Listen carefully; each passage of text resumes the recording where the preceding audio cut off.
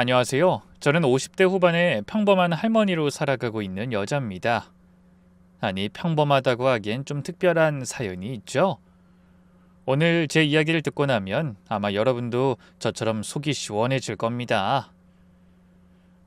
저는 지난 30년간 보험 설계사로 일하다 몇 년 전 은퇴했어요. 남편과는 일찍 사별했죠. 남편이 교통사고로 갑작스럽게 세상을 떠났고, 시댁에서는 제가 아이들을 키울 능력이 없다며 양육권을 주장했어요. 저도 일을 하면서 혼자 두 아들을 키울 자신이 없긴 했어요. 제가 일을 해야 아이들의 미래가 보장될 텐데 육아랑 병행하는 건 불가능한 일이었어요. 당시 저는 20대 후반이었고 큰아들이 고작 7살, 작은아들이 5살이었죠. 그래서 저는 결국 아이들을 시댁에 맡기고 타 지역에서 직장을 구해 일했습니다. 그러자 가뜩이나 저를 미워했던 시어머니가 제 일을 꼬투리 잡곤 했어요. 대학까지 나온 년이 보험이나 팔로 다니냐? 애들 교육에 나쁜 영향 주니까 차라리 안 보는 게 낫겠다. 돈이나 보내라, 돈만. 시어머니의 이 한마디가 제 인생을 완전히 바꿔놨죠. 당시 시아버지는 지역에서 꽤 이름 있는 사업가였고 시어머니는 그 관세를 등에 업고 저를 무시했어요. 다시 아이들을 데려올까 했지만 법적으로 싸워봤자 이길 가능성이 없었어요. 무엇보다 아이들이 상처받을까봐 두려웠죠. 이 보험업이라는 게 실적 압박이 심하잖아요. 전국 출장에 주말 상담까지 정말 쉴 틈이 없었습니다. 새벽 5시에 일어나 밤 11시에 들어오는 생활의 연속이었어요. 부산에서 서울로, 대구에서 광주로 전국을 떠돌며 고객을 만났죠. 주말엔 더 바빴어요. 자영업자들은 주말에만 시간이 나거든요. 설계사님, 이번 주말에 꼭 와주셔야 해요. 평일엔 가게 문을 못 닫잖아요. 네, 알겠습니다. 토요일 오후 3시에 뵐게요. 이런 식으로 주말까지 반납하며 일했어요. 그래도 매달 번 돈 대부분을 시댁에 보내며 아이들을 뒷바라지했답니다. 제 통장엔 월세랑 교통비, 식비만 남기고 다 보냈죠. 한 달에 300만 원을 벌면 250만 원은 시댁으로 갔어요. 그럼에도 시어머니는 저를 철저히 배제시켰어요. 아이들에게도 엄마는 너희 버리고 돈만 좋아하는 사람이라고 세뇌시켰죠. 어찌나 그리도 매정한지. 명절에 가면 아이들은 절 모르는 사람 보듯 했죠. 제가 반갑게 아이들을 부르면 시어머니가 바로 끼어들었어요. 얘들아, 할머니한테 가자. 밥 먹어야지. 그렇게 아이들을 데리고 가버리면 저는 부엌에서 혼자 설거지나 하고 있어야 했죠. 시댁 식구들은 거실에서 화기애애하게 TV를 보는데 저만 소외된 채로 말이에요. 참 서러웠어요. 자신들이 아들을 잃었듯 저는 남편을 잃었는데 같은 사람을 잃고 같은 아픔을 가진 사람들끼리 왜 그렇게 싸워야만 하는지 모르겠더라고요. 그래도 저는 포기하지 않았어요. 매주 아이들에게 손편지를 썼습니다.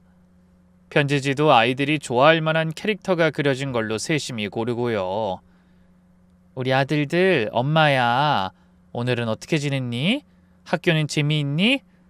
엄마가 같이 있어주지 못해서 미안해. 하지만 엄마는 항상 너희들을 생각하고 있단다. 사랑해. 처음엔 반응이 없었어요.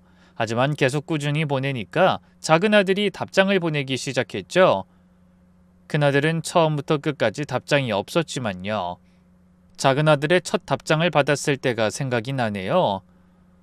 엄마 보고 싶어요. 언제 와요? 민호가. 삐뚤빼뚤한 글씨였지만 제게는 보물 1호로 남았어요. 드디어 제 마음을 알아준 것 같아서 그 편지를 품에 안고 얼마나 감격스러웠는지 몰라요.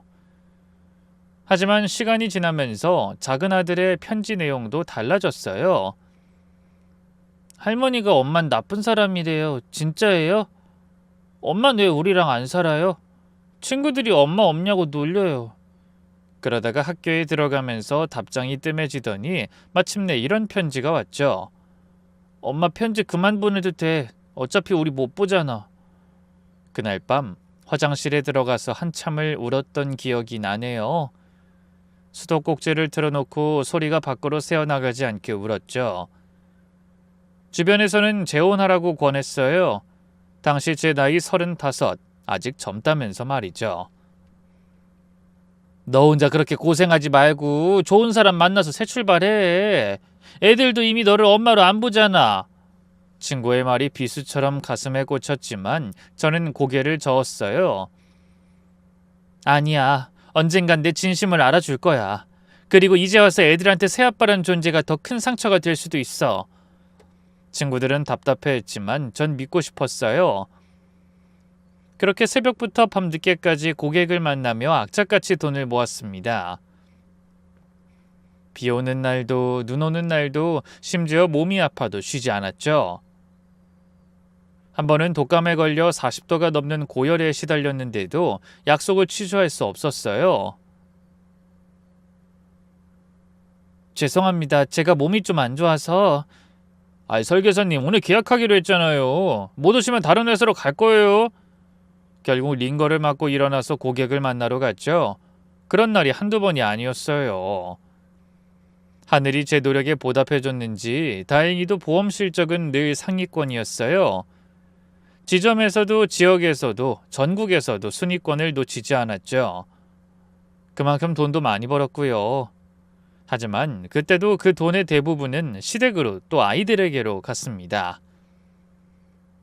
그렇게 거의 20년에 가까운 세월이 흘렀습니다. 어느덧 아이들은 성인이 되었고 시간이 지나 각자 직장을 구했죠. 큰아들은 공무원 시험에 합격했다는 소식을 들었고 작은아들은 중견기업에 취직했다는 얘기를 전해 들었어요. 시어머니를 통해서 말이죠. 내 손주들 다 잘 자랐지. 내가 잘 키운 덕분이지만 이게 끝이 아니다. 결혼까지 시켜야 하지 않겠니? 돈 빠짐없이 보내렴. 시어머니의 자랑이 비수처럼 아팠지만 그래도 아들들이 잘 되었다는 게 다행이었어요. 그런데 아들들이 직장을 얻은 직후 시아버지와 시어머니가 2달 차이로 돌아가시고 만 겁니다. 시어머니는 특히 췌장암 말기 판정을 받고 3개월 만에 급하게 세상을 떠나셨죠. 그렇게나 미워했지만 어쨌든 제 자식들을 봐준 분이니 마음이 아프긴 하더라고요. 장례식장에서 오랜만에 아들들을 만났는데 키가 훌쩍 크고 어른이 된 모습에 가슴이 뭉클했어요. 큰아들은 큰 키에 든든한 체격이었고 작은아들은 날씬하지만 똑똑해 보였어요. 엄마, 작은아들이 먼저 다가와 인사했죠. 어색했지만 그래도 너무나 반가웠습니다. 하지만 큰아들은 멀찍이 서서 고개만 까딱하더라고요.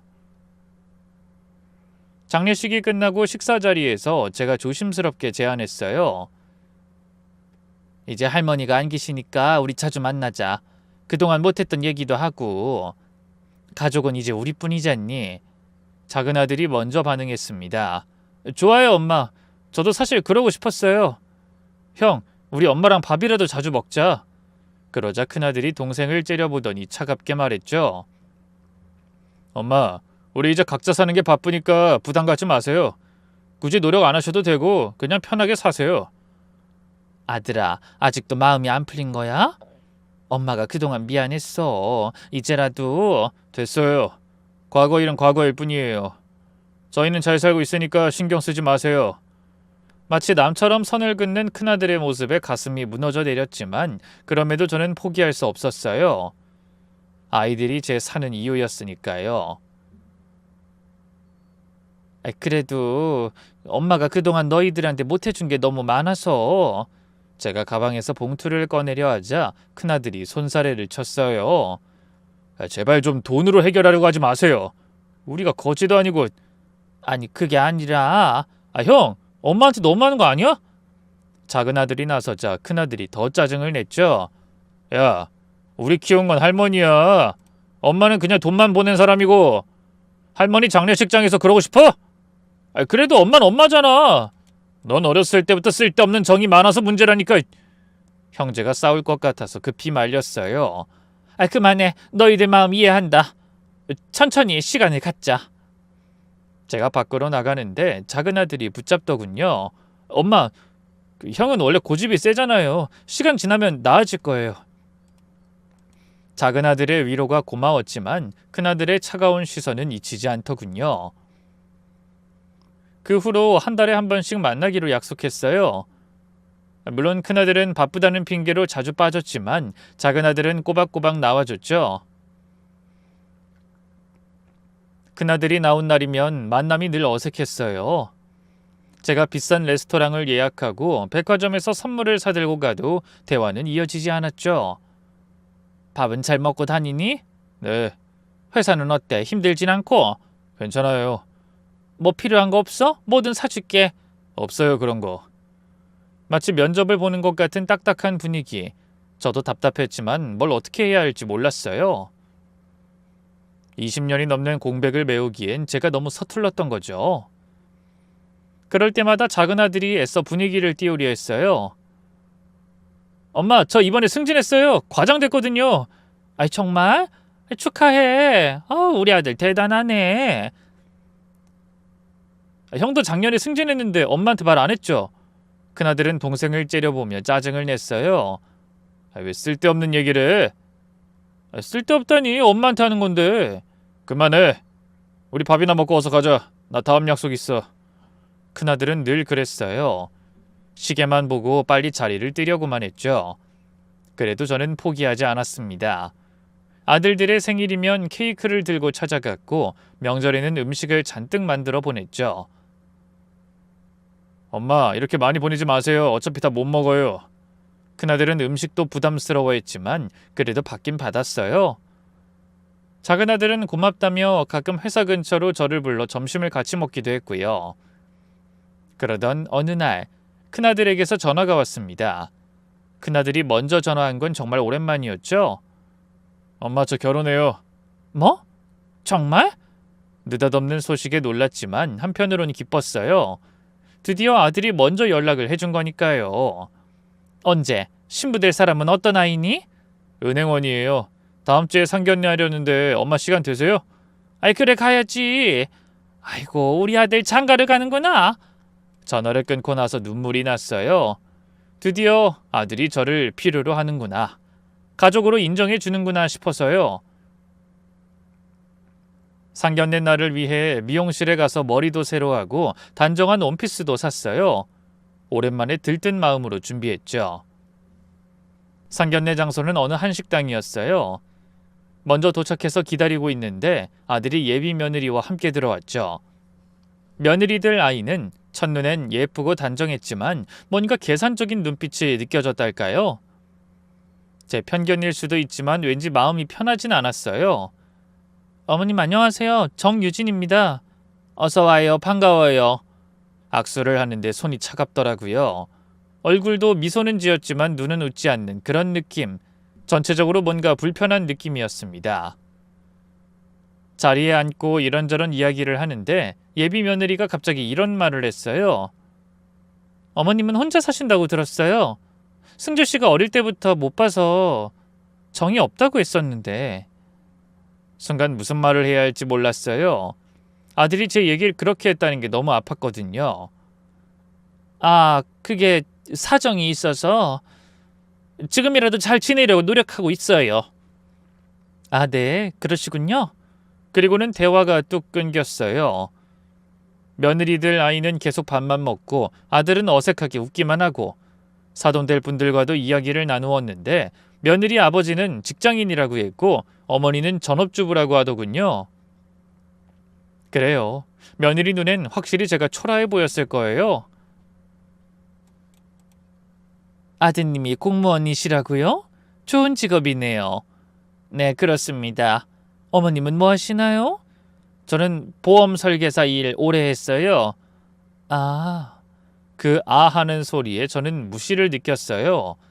표정도 미묘하게 변하더라고요. 식사가 끝나고 혼수 얘기가 나왔어요. 저희는 예단 예물 다 생략하고 간단하게 하려고요. 요즘 트렌드가 그렇잖아요? 며느리 어머니가 먼저 말했어요. 네, 좋습니다. 젊은 사람들 뜻대로 하죠. 저의 뜻도 같다고 답했습니다. 그런데 집 얘기가 나오자 분위기가 달라졌어요. 그 신혼집은 매매로 시작하려고 하는데 요즘 아파트 값이 너무 올라서.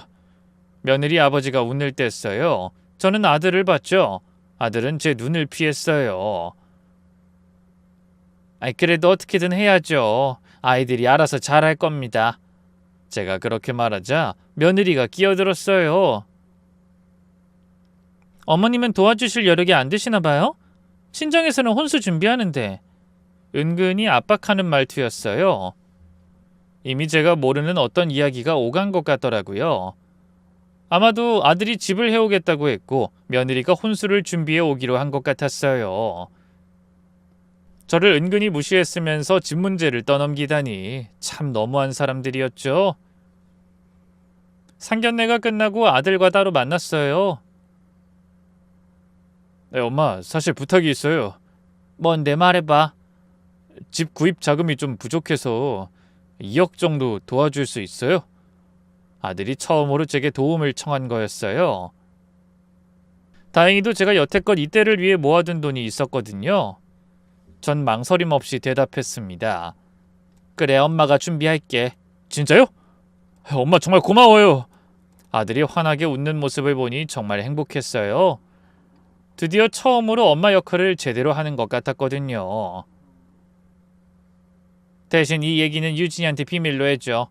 괜히 자존심 상할 수 있으니까. 네가 점수 딸 겸 준비해 뒀었다고 해. 알았어요. 제가 모아둔 돈이 있다고 할게요. 결혼 준비는 순조롭게 진행되는 것 같았어요. 저는 들뜬 마음으로 하객 명단을 작성했죠. 친정 식구들, 오랜만에 만날 친구들, 보험 일하면서 친해질 동료들 한 50명 정도는 부를 수 있을 것 같더라고요. 그런데 결혼식 일주일 전 며느리에게서 전화가 왔어요. 어머님, 좌석 배치 때문에 연락드렸어요. 무슨 일이니? 저희가 계산해보니까 어머님 쪽 하객이 너무 적으실 것 같아서요. 시댁 하객 자리를 친정 쪽으로 좀 돌려도 될까요? 뭐? 내가 부를 사람이 적다니 나도 50명은 부를 건데. 50명이요? 진짜로요? 어머님이 아는 분이 그렇게 많으세요? 무시하는 말투에 화가 확 났어요. 그게 무슨 말이니? 내가 그동안 일하면서 만난 사람이 얼마나 많은데. 아니, 제 말은 그게 아니라 어차피 다 안 오실 것 같아서요. 그리고 아버지 회사에서 임직원들이 많이 오셔서 자리가 부족해요. 그래서 시댁 자리를 친정으로 쓰게 해주세요. 어차피 비는 자리 놔두는 것보다 낫잖아요. 유진아, 내 아들 결혼식인데 부모 자리도 제대로 없다는 게 말이 되니? 내가 채운다고 했잖아. 처음으로 목소리를 높였어요. 정말 화가 났거든요. 어머니, 왜 그렇게 예민하게 구세요? 그냥 자리 배치 문제잖아요. 효율적으로 하자는 거예요. 효율? 네가 지금 시어머니한테 하는 짓은 이게 맞고? 알겠어요. 그냥 원래대로 할게요. 근데 어머님도 너무하시네요. 결혼 준비하느라 예민한 사람한테. 전화를 끊고 나서 한참을 열을 식혀야 했어요. 아들에게 전화했지만 아들은 중간에서 이러지도 저러지도 못하고 있었죠. 엄마, 걔가 요즘 스트레스를 많이 받아서 그래. 이해해줘. 넌 유진이가 네 엄마한테 하는 행동이 괜찮아 보이니? 아니, 그게 나도 어떻게 해야 할지. 한심했지만 그래도 아들이니까 이해하려고 했습니다. 결혼식 날이 왔어요. 정말로 시댁 좌석은 구석에 배치돼 있었죠. 제 자리는 맨 앞이었지만 신랑 측 자리가 입구에서 한참 떨어진 기둥 뒤에 가려진 자리였어요. 제 친구들이 도착해서 자리를 찾는데 다들 어이없어 했어요. 어머, 이게 뭐야? 우리 자리가 왜 여기야? 그러니까 이건 좀 아니지 않어? 저는 얼굴이 화끈거려서 아무 말도 할 수 없었어요. 그냥 웃으면서 미안해, 그렇게 됐어. 우선 앉아 라고만 했죠. 식이 시작되고 주례사를 하는데 주례 선생님이 이런 말씀을 하시더라고요. 신랑은 어려서부터 할머니 손에서 자라 부모의 정을 모르고 컸지만 가슴이 찢어지는 것 같았어요. 제가 부모가 아니라는 건가요? 돈만 보낸 사람은 부모도 아닌 건가요? 어떻게 그런 문구를 넣을 수 있을까요? 결혼식을 진행하는 내내 저는 그저 구경꾼이었어요. 사진 촬영할 때도 하객들과 인사할 때도 저는 없는 사람 취급을 받는 것 같았어요. 매 순간이 뻘쭘하고 괴로웠습니다. 피로연이 끝나고 하객들이 돌아간 후 며느리가 저한테 와서 말했어요. 어머님 수고하셨어요. 저희는 이제 공항으로 가야 해서요. 그래, 신혼여행 잘 다녀와. 네, 시간 되면 연락드릴게요. 신혼여행에서 돌아온 후 안부 전화 한 통 없었어요. 그래도 예의상 잘 돌아왔다고 연락은 해줄 줄 알았는데 게다가 모습도 코빼기도 안 비추더라고요. 엄마 미안해. 그 와이프가 친정에 가자고 해서. 그래, 친정도 가야지. 다음에 와. 하지만 다음은 없었어요. 설날도 추석도 심지어 제 생일에도 연락 한 통 없었죠. 그러던 중 작은 아들이 전화를 했어요. 엄마, 형수가 임신했대요. 뭐? 정말? 기뻤어요. 드디어 제가 할머니가 되는구나 싶어서요. 축하한다고 큰아들에게 전화했더니 아들아 축하한다. 너도 이제 아버지가 된다며? 아, 네, 죄송해요. 제가 연락드린다는 걸 깜빡했어요. 어? 아니 뭐 그럴 수 있지. 요즘 바빠서 미안해요. 그때 며느리가 대신 전화를 받았어요. 어머님, 아직 초기라서 조심해야 해요. 별로 알리고 싶지 않았는데. 그래, 뭐 초기니까 꺼려질 수도 있지. 저 사실 어머니랑 또 싸울 일 만들고 싶지 않거든요. 그때 결혼식 때처럼요. 다른 건 그냥 넘어가도 그건 말 똑바로 해야지. 내가 언제 너랑 싸웠니? 네가 내 자리를 구석으로 밀어놨잖아. 어머님도 정말... 통화 끝낼게요. 뚝 끊긴 전화. 작은 아들이 나중에 조심스럽게 말해줬어요. 엄마, 그 형수님이 아직도 결혼식 때 일로 앙금이 있는 것 같아. 엄마가 자기를 무시했다고 생각하나 봐. 아니, 내가 언제 무시했니? 오히려 내가 무시당했지. 그러니까요. 근데 형도 형수 편만 들어서 참 서러웠지만 손주를 생각하며 참기로 했어요. 아무리 미워도 새로운 가족이 생기는 건 축복할 일이잖아요. 출산 예정일이 다가오자 저는 아기용품을 잔뜩 샀어요. 베넷 저고리부터 시작해서 기저귀, 젖병, 유모차까지 정성껏 골랐죠. 이 선물들 받아줄까? 작은 아들에게 물으니 고개를 저었어요. 형수가 친정엄마가 다 준비했다고 하더라고. 엄마 건 안 받을 것 같아요. 정말이었어요. 보내준다고 해도 답장을 안 하더군요. 결국 산 것들을 구석방에 다 구겨 넣어놔야 했죠. 그러다 출산 소식을 듣고 병원으로 달려갔어요. 분만실 앞에서 기다리고 있는데 며느리 친정 식구들이 먼저 와 있더라고요. 어머님도 오셨네요. 사돈이 시큰둥하게 인사했어요. 아기가 태어나고 병실로 옮겨진 후에야 들어갈 수 있었어요. 어머님 오셨어요? 며느린 피곤한 표정으로 저를 맞았죠. 아기가 보고 싶어서. 유진이 너 몸은 좀 괜찮니? 네, 잠깐만 보세요. 산후조리원 가야 해서. 신생아실 유리창 너머로 본 손주는 정말 천사 같았어요. 작고 빨간 얼굴이 꼭 큰아들 어릴 때를 닮았더라고요. 예쁘죠? 아들이래요. 그러네, 정말 예쁘구나. 이름은 정했니? 친정아버지가 지어주시기로 했어요. 그래, 고생했어. 몸조리 잘하고. 네. 아, 어머님. 산후조리원은 친정 식구만 오기로 했어요. 아기도 예민할 때라서요. 그래, 알았어. 서운했지만 다른 말은 하지 않았습니다. 시간이 지나면 나아질 거라고만 생각했네요. 하지만 시간이 지나도 달라지는 건 없었어요. 100일 잔치가 다가왔는데 역시나 초대받지 못했죠. 친정 식구끼리 조촐하게 한데 작은 아들이 미안해하며 전했어요. 아기 사진이라도 받고 싶었지만 그것도 여의치 않았어요. 요즘 아기 사진 함부로 보내면 안 된대요. 조심해야 한대요. 큰아들의 변명이 참 궁색했죠. 그렇게 1년이 흘렀어요. 손주가 벌써 돌이 다 돼가는데 저는 그때까지 제대로 안아보지도 못했어요. 명절에 한번 잠깐 본 게 전부였죠. 그것도 며느리가 내내 감시하듯 지켜봐서 제대로 안아보지도 못했고요. 그러던 어느 날 평소처럼 핸드폰을 보다가 사돈되는 분의 카톡 프로필을 우연히 봤는데 우리 손주 돌잔치 D30 호텔에서 성대하게 할 예정이니 많이 와주세요. 가슴이 철렁 내려앉았어요. 돌잔치를 한다는데 저한텐 아무 연락이 없었던 거죠. 손이 떨렸지만 침착하게 큰아들에게 전화했어요. 아들아, 잘 지내니? 네, 엄마. 무슨 일이에요?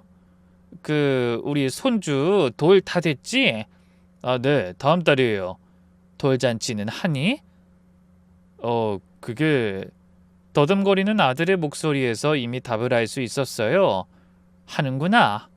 엄마한테는 왜 말 안 했어? 엄마, 사실 말하려고 했는데 그때 또다시 며느리가 전화를 빼앗았어요. 목소리부터가 짜증 섞여 있었죠. 어머님, 제가 설명할게요. 그래, 들어보자. 사실 고민 많이 했어요. 이번 돌잔치는 좀 특별하게 하려고요. 특별하게? 네. 100일 잔치는 소박하게 했으니 돌잔치는 여러 사람한테 축하받는 자리로 만들고 싶어서요.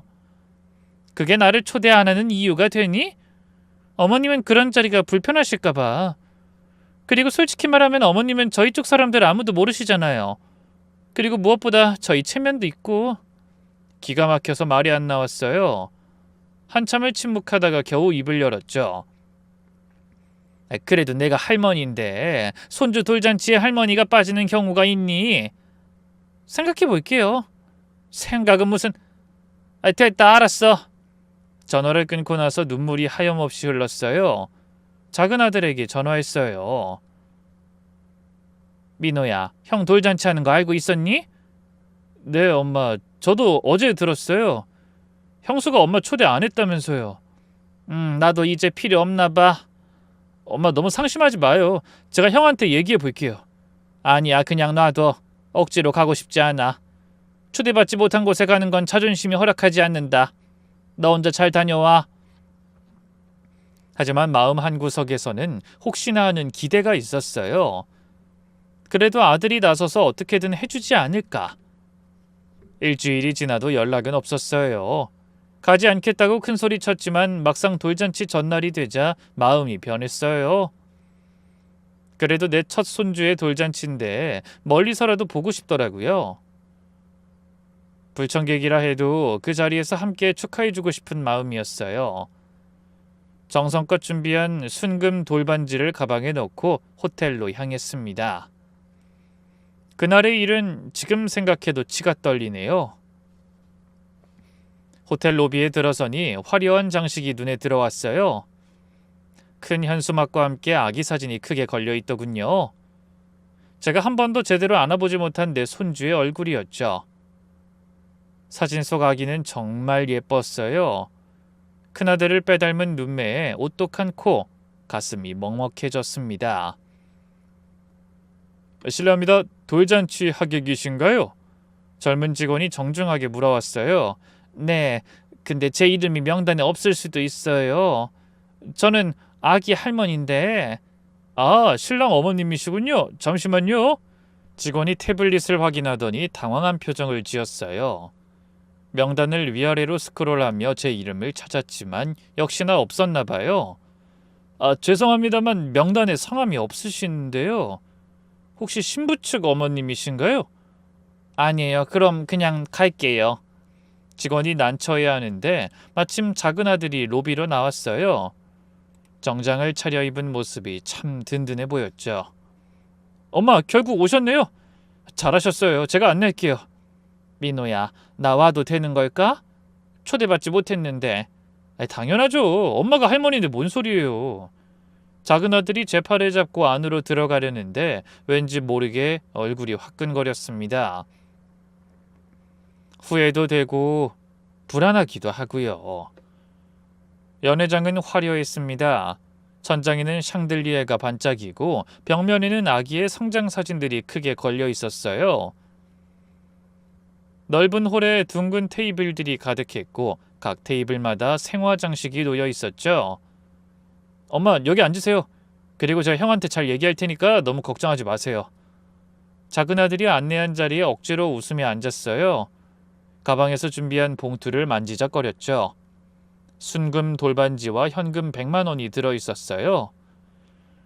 주변을 둘러보니 친정 쪽 하객들이 20명 정도 있는 것 같았어요. 다들 비싼 양복을 입고 있었고 여자들도 명품백을 들고 있더라고요. 시댁 쪽은 정말 몇 명 없었어요. 아마 큰아들 친구 몇 명인 것 같았죠. 요즘에도 돌잔치에 이렇게 많은 사람들이 오는구나 싶었습니다. 행사가 시작됐어요. 젊고 세련된 사회자가 마이크를 잡고 인사를 했죠. 조명이 큰아들과 며느리, 친정 부모님께 비춰지고 모두가 박수를 쳤어요. 두 분은 일어나서 인사를 했죠. 이어서 성장 동영상이 나왔어요. 태어나서부터 지금까지의 모습을 담은 영상이었는데 배경음악과 함께 정말 감동적으로 편집됐더라고요. 우리 정우가 태어난 날 엄마 아빠는 세상을 다 가진 기분이었어요.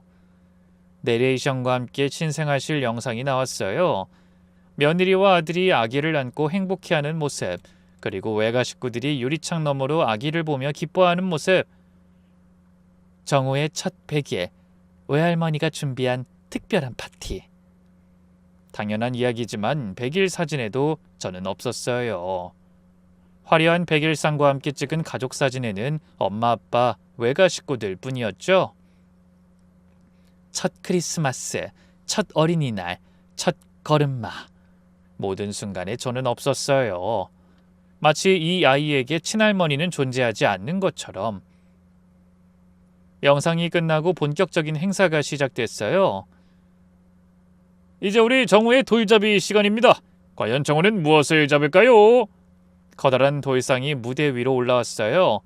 실, 돈, 마이크, 청진기, 판사봉, 붓, 여러 가지 물건들이 예쁘게 놓여 있더라고요. 자, 정우 가족분들 함께 단상으로 올라와 주세요. 큰아들과 며느리, 사돈 어머님이 아기를 안고 무대로 올라갔어요.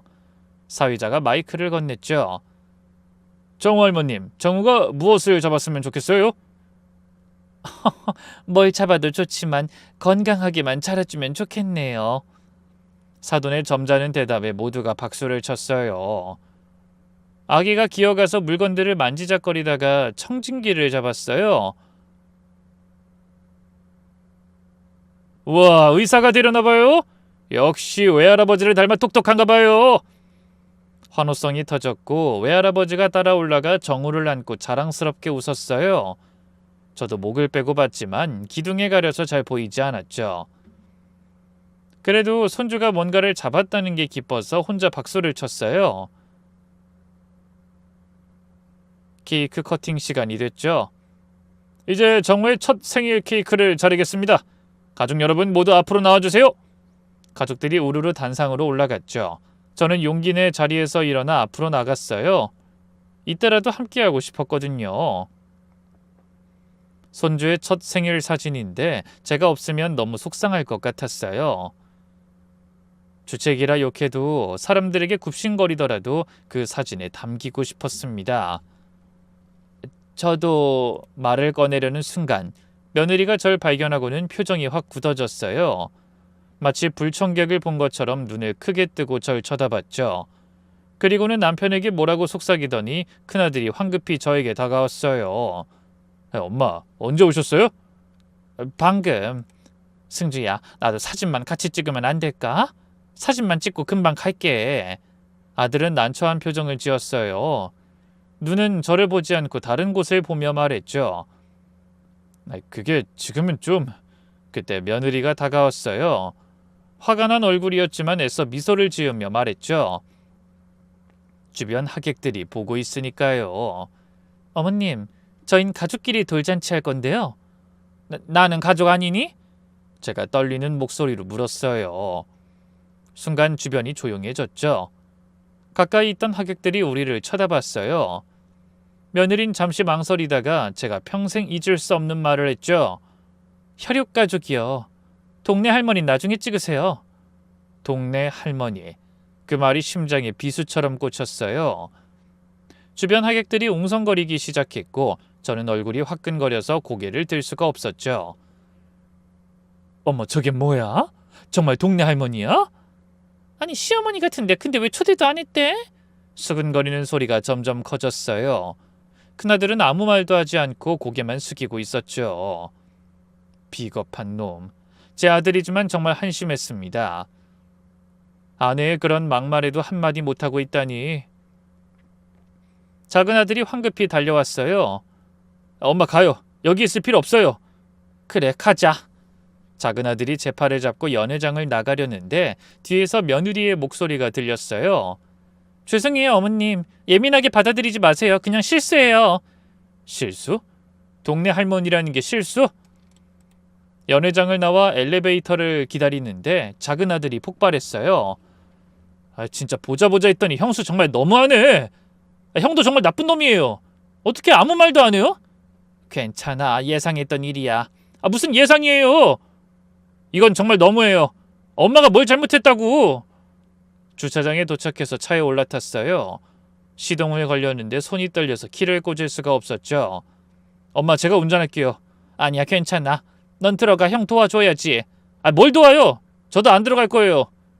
민호야, 엄마 때문에 너까지 불편해질 필요 없어. 들어가. 작은 아들을 억지로 돌려보내고 차 안에서 한참을 울었어요. 서러움, 분노, 자괴감, 모든 감정이 뒤섞여서 밀려왔죠. 30년 동안 모든 걸 바쳐서 키운 아들과 며느리가 저를 이렇게 대하다니. 울다가 지쳐서 멍하니 있는데 문득 가방 속 봉투가 보였어요. 손주 돌 선물로 준비한 순금 반지와 현금이 들어있는 봉투. 바보같이 아무것도 모르고 가족들이 좋아할 거란 생각만으로 새벽부터 준비한 거였는데 이것도 필요 없겠지 싶더라고요. 동네 할머니 선물 따위 그들이 좋아하겠나요? 한참을 앉아있다가 시동을 걸었어요. 그런데 이상하게도 눈물이 뚝 멈췄죠. 그리고 마음속에서 차가운 무언가가 올라왔죠. 그래, 가족이 아니라고? 좋아. 그럼 이제부터 정말 남처럼 대해주지. 집으로 가는 길에 핸드폰이 계속 울렸지만 받지 않았어요. 아마 작은 아들이겠죠. 집에 도착해서 제일 먼저 한 일은 안방으로 가는 거였어요. 책상 서랍을 열고 묵은 서류들을 꺼냈죠. 그 중에는 몇 년 전 큰아들에게 2억을 송금한 기록도 있었고 아들이 보낸 문자 메시지를 출력한 것도 있었어요. 직업 특성상 이렇게 항상 서류를 따로 준비해뒀었는데 이걸 정말 쓰게 될 날이 올 줄 몰랐네요. 엄마, 돈 잘 받았어. 꼭 갚을게. 정말 고마워. 덕분에 좋은 집에서 살 수 있게 됐어. 차용증은 없었지만 이 문자면 충분할 것 같았어요. 핸드폰을 들고 인터넷에서 변호사 사무실을 검색했어요. 그러다가 예전 고객이었던 변호사가 생각이 나 연락했죠. 다음날 아침 일찍 법률사무소를 찾아갔죠. 아들에게 빌려준 돈을 돌려받고 싶어요. 제가 준비해간 서류를 보여줬어요. 김 변호사가 서류를 꼼꼼히 살펴봤죠. 이 문자 메시지가 중요하네요. 꼭 갚을게라는 표현이 있으니 차용 의사가 있었다고 볼 수 있겠어요. 혹시 차용증은 없으신가요? 네, 아들이니까 그런 건 안 썼어요. 하지만 빌린 건 확실해요. 집 구입 자금이 부족하다고 해서 빌려준 거거든요. 그럼 증여가 아닌 대여였다는 다른 증거가 있으면 좋은데. 맞다. 혹시 아드님이 그 돈으로 매매 계약한 기록이 있나요? 네, 있을 거예요. 저한테도 보여줬었거든요. 좋아요. 그것도 정황 증거가 될 수 있어요. 어머님, 그 가족 간 금전거래는 증명하기가 까다롭긴 한데 불가능하진 않습니다. 일단 내용 증명부터 보내보죠. 이자도 받을 수 있나요? 법정 이자인 연 5%는 청구 가능합니다. 2억에 대한 5년치 이자면... 김 변호사가 계산기를 두드렸어요. 그럼 대략 2억 5,500만 원 정도 되네요. 거기에 소송 비용까지 하면 3억 가까이 될 겁니다. 좋아요. 진행해 주세요. 근데 정말 하실 건가요? 가족 간의 소송은 큰 각오가 필요합니다. 가족이 아니래요. 제가 그냥 동네 할머니래요. 그럼 남인이 돈 받아야죠. 김 변호사가 제 표정을 보더니 더 묻지 않았어요. 알겠습니다. 일단 내용 증명부터 보내고 반응 봐서 소송 진행하겠습니다. 네. 그리고 한 가지 더 있어요. 제 전 재산을 둘째 아들에게만 상속하는 유언장을 작성하고 싶어요. 가능할까요? 물론입니다. 유류분이 있긴 하지만 그것도 최소화할 수 있는 방법이 있어요. 그렇게 모든 법적 절차를 시작했어요. 저의 복수도 시작됐죠. 며칠 후 내용 증명이 아들에게 전달됐나 봐요. 큰아들에게서 전화가 왔죠. 그렇게 연락 좀 달라고 할 땐 뜸하더니 득달같이 전화하는 거 보면 정말 급했나 봐요. 엄마 이게 뭐예요? 3억을 갚으라니? 왜? 안 갚으려고 했니? 아니 그때 준 건 증여 아니었어요? 게다가 이자에다 소송 비용이라뇨. 언제 내가 준다고 했니? 빌려준 거야. 네가 보낸 문자에도 갚겠다고 했잖아. 그건 그냥 고맙다는 의미로. 아 그래? 그럼 법원에서 판단 받아보자. 변호사 선임했으니까 연락은 그쪽으로 해. 엄마! 대체 왜 이러세요? 제가 뭘 그렇게 잘못했는데요? 전 그냥 전화를 끊어버렸어요. 이번엔 1시간도 안 돼서 초인종이 미친 듯이 울렸어요. 어찌나 폭풍처럼 일이 몰아닥치던지. 어머님 열어주세요. 저 유진이에요. 문을 열고 나가보니 며느리가 헐레벌떡 뛰어왔는지 숨을 헐떡이며 서 있었어요. 평소에 도도한 모습은 온데간데 없었죠. 이 아이들 참 웃기더군요. 그렇게 제가 와달라고 할 땐 코빼기도 안 비쳤는데 말이에요. 고작 1시간 거리인데 그렇게 뜸했었다니. 어머님 이게 뭐예요? 3억이 어디서 나온 거예요? 왜? 이제야 내가 돈을 보탰다는 걸 알았어? 2억을 빌렸다고요? 남편이 그런 큰 돈을 빌렸다는 걸 왜 저한테 숨긴 건데요? 네 남편한테 물어봐. 난 동네 할머니니까 상관없잖아. 며느리의 얼굴이 하얗게 질렸어요. 그때 제가 실수했어요. 말이 너무 심했죠? 정말 죄송해요. 실수? 동네 할머니가 실수로 나온 말이라고? 며느리가 갑자기 무릎을 꿇었어요. 평소 도도하던 며느리가 무릎을 꿇다니 정말 급했나 봐요. 어머님 제발요. 저희 지금 아파트 살 때 낀 다른 대출도 많고 애도 있는데 3억을 어떻게 갚아요? 그건 내가 알 바 아니야. 가족끼리 해결하렴. 어머님 제발 한 번만 용서해 주세요. 제가 정말 잘못했어요. 어머님도 가족이에요. 당연히 가족이죠. 네가 스스로 생각하기에도 가증스럽지 않니? 늦었어. 당장 나가. 더 떠들면 경찰 부를 거야. 며느린 가지 않으려고 아예 바닥에 들어 눕더군요. 이렇게 막무가내 모습이 있는 줄은 몰랐어요. 그래서 제가 집에 들어가 물 한 바가지를 퍼와 얼굴에 뿌려버렸습니다. 며느리가 놀라서 벌떡 일어나더군요. 물벼락 한 번 더 맞고 싶으면 더 누워있어. 그거 알지? 문 두드리는 것도 주거침입죄야. 나는 물을 뿌릴 명분이 확실하단다. 그렇게 며느리를 내쫓고 나니 속이 다 시원했어요. 하지만 이건 시작에 불과했죠. 그날 밤 작은 아들이 찾아왔어요. 엄마, 오늘 형이 불러서 잠깐 형네 집에 다녀왔는데 거기 완전 난리가 났어요. 그래? 형수가 형한테 막 소리 지르고 왜 그런 큰 돈을 빌렸냐고, 왜 숨겼냐고. 부부간의 대화가 부족했나 보네. 엄마 정말 3억을 받으실 거예요? 왜? 너도 내가 너무하다고 생각하니? 아니요. 형이 자업자득이죠. 근데 조카가 불쌍해서요. 제가 듣기론 형이 대출을 알아보는데 공무원이라 한도가 있대요. 그래서 집을 팔아야 할 것 같대요. 나머지 돈도 갚아야 해서 정말 힘들어 하더라고요. 작은 아들의 말에 잠시 마음이 흔들렸어요. 죄 없는 손주. 하지만 이미 결정한 일이었죠. 민우야, 넌 형 걱정하지 마. 네 인생이나 잘 살아. 엄마도 결정했어. 앞으로 모든 재산은 너한테만 물려줄 거야. 엄마, 갑자기 왜 그래요? 네 형과 형수가 날 가족이 아니라고 했잖니. 그럼 내 재산도 가족한테만 줘야지. 이미 유언장도 작성했어. 너한테만 상속한다고. 작은 아들이 복잡한 표정을 지었어요. 엄마, 전 돈 때문에 엄마한테 잘하는 거 아니었는데. 알어. 넌 항상 엄마 편이었어. 그래서 더 고마워. 며칠 후 큰아들이 술에 취해서 집을 찾아왔어요. 아주 미친놈처럼 고래고래 소리를 지르더군요. 엄마가 아들한테 이래도 돼요? 내가 뭘 정당한 권리를 찾는 것뿐이야. 여태 막말한 건 와이프지 내가 한 말이 아니잖아. 그때 넌 자식으로서 뭘 했니? 아무 말도 못하고 있었잖아. 그게 더 비겁해. 큰아들이 주먹을 불끈 쥐었다가 폈어요.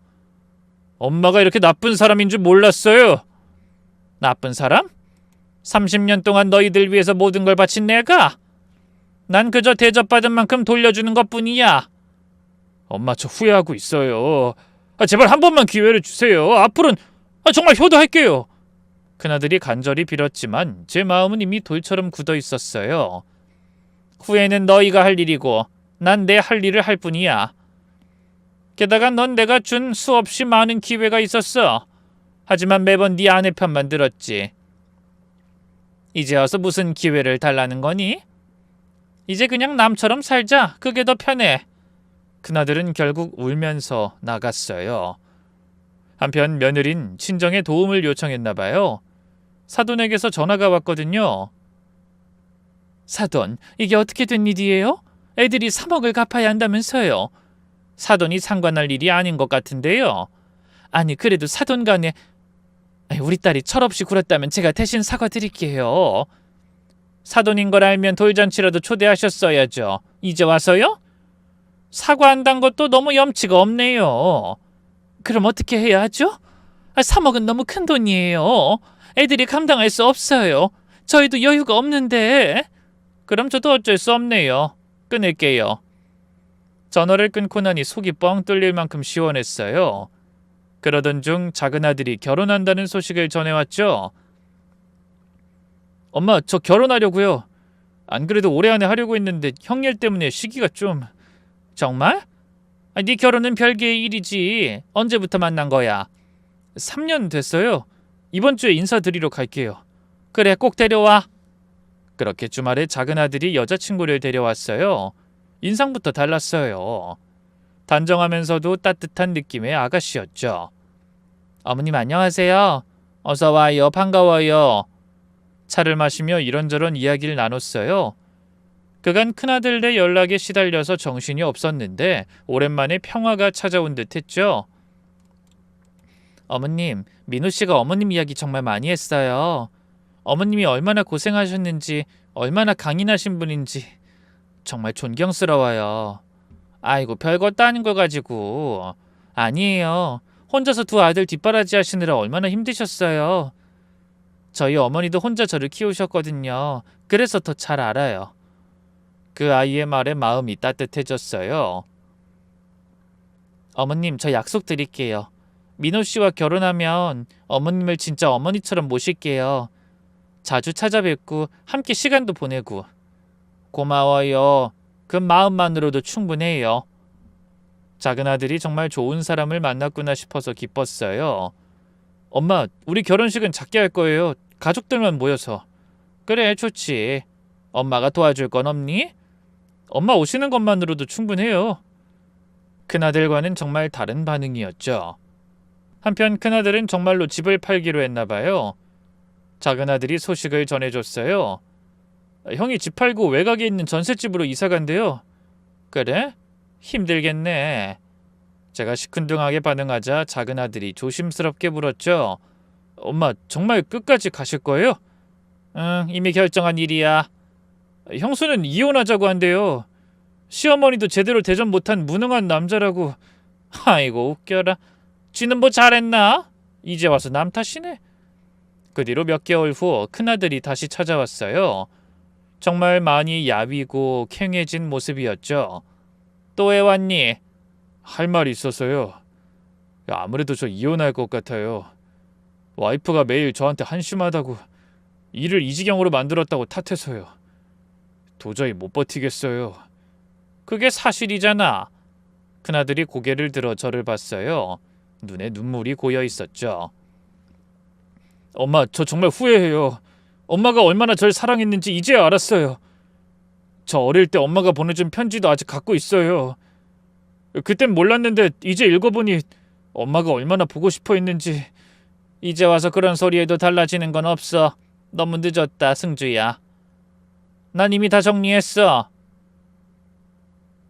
알아요. 그래도 그냥 말하고 싶었어요. 엄마, 미안해요. 정말 미안해요. 큰아들이 엉엉 울기 시작했어요. 성인이 된 아들이 어린애처럼 우는 모습에 마음이 아팠지만 그래도 용서할 순 없었어요. 제가 아무 말도 하지 않자 큰아들은 한참을 더 울다가 돌아갔어요. 몇 개월 후 작은아들의 결혼식 날이 왔어요. 정말 작고 소박한 결혼식이었지만 따뜻했죠. 저는 주빈으로서 단상 중앙에 앉았고 축사도 했죠. 우리 민호와 수진이의 결혼을 진심으로 축하합니다.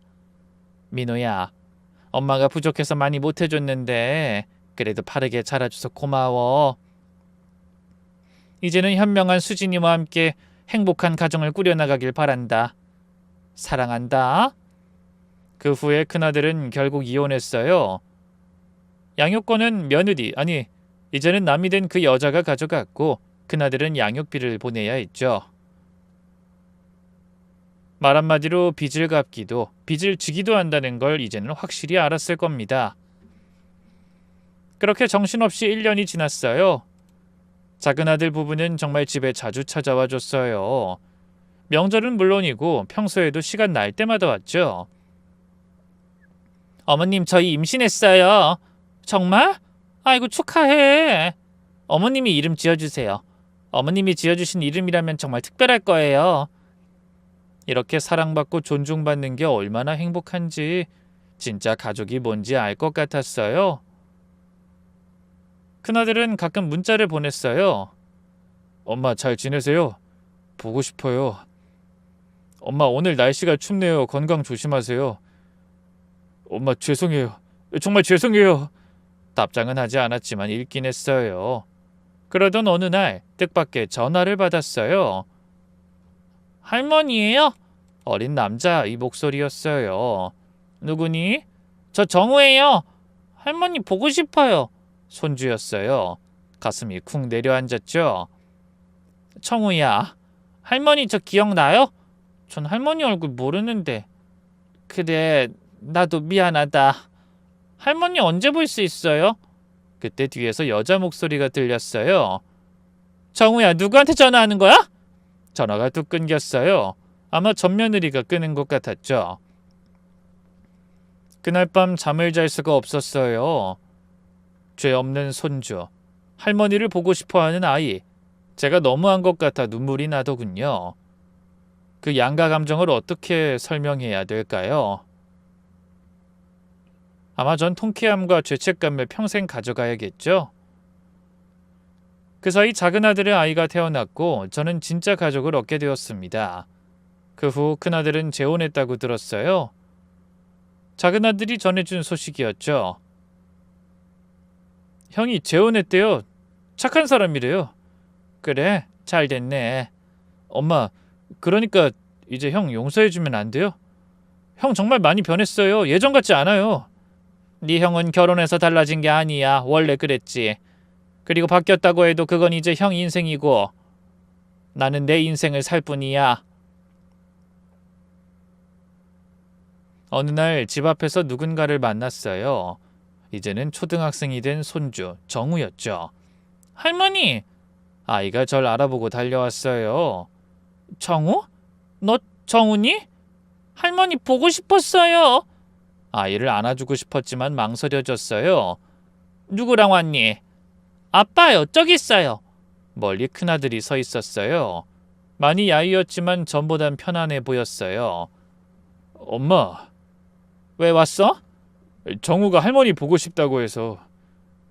죄송해요. 그냥 갈게요. 할머니 가지 마요. 정우가 제 손을 잡았어요. 작고 따뜻한 손이었죠.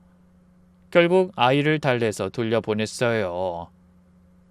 집에 들어와서 한참을 생각했어요.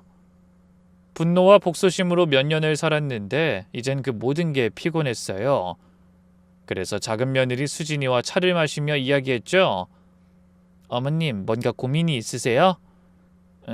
사실은 모든 이야기를 했어요. 수진이는 조용히 들어줬죠.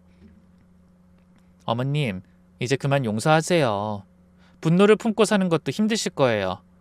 이제 내려놓으세요. 어머님은 이미 충분히 보여주셨어요. 어머님이 얼마나 대단한 분인지, 무시하면 안 되는 분인지 이젠 어머님 자신을 위해서 용서하세요. 수진이의 말이 마음에 와닿았어요. 며칠 후 큰아들에게 문자를 보냈죠. 정우 데리고 와, 밥 먹자. 답장이 바로 왔어요. 언제 가면 돼요? 그렇게 몇 년 만에 큰아들과 제대로 된 식사를 했죠. 그 후로 가끔 큰아들과 정우를 만났어요. 완전히 예전으로 돌아갈 순 없지만 조금씩 관계를 회복해 나갔죠. 전 며느리는 다시 재혼한 남편과 결국 또 이혼했다고 들었어요. 결국 돈만 보고 결혼했다가 실패한 거였죠. 이젠 더 이상 원망하거나 미워하진 않았어요. 그저 남의 일일 뿐이었죠. 지금 저는 행복해요. 작은아들 가족과 자주 만나고 큰아들과도 조금씩 관계를 회복하고 있어요. 무엇보다 손주들이 있어서 기뻐요. 돌이켜보면 그 일이 없었다면 전 계속 무시당하며 살았을 거예요. 전 늘 저의 지난 상황과 죄책감 때문에 고개 숙여 사는 게 익숙했던 사람이니까요. 그런데 며느리의 동네 할머니라는 그 한마디가 저를 깨어나게 했죠. 더 이상 무시당하지 않는 사람으로, 당당한 어머니로, 진짜 가족이 누구인지 아는 사람으로. 여러분, 가족이라고 다 가족이 아니에요. 피로 이어졌다고 다 가족이 아니에요. 서로를 존중하고 아끼는 마음이 있어야 진짜 가족이 되는 거예요. 전 이제 알아요. 진짜 가족이 누구인지, 어떻게 살아야 하는지. 비록 먼 길을 돌아왔지만 지금 이 자리에 있어서 행복해요. 우리 모두 서로 존중하며 살았으면 좋겠어요. 그게 진짜 가족이니까요.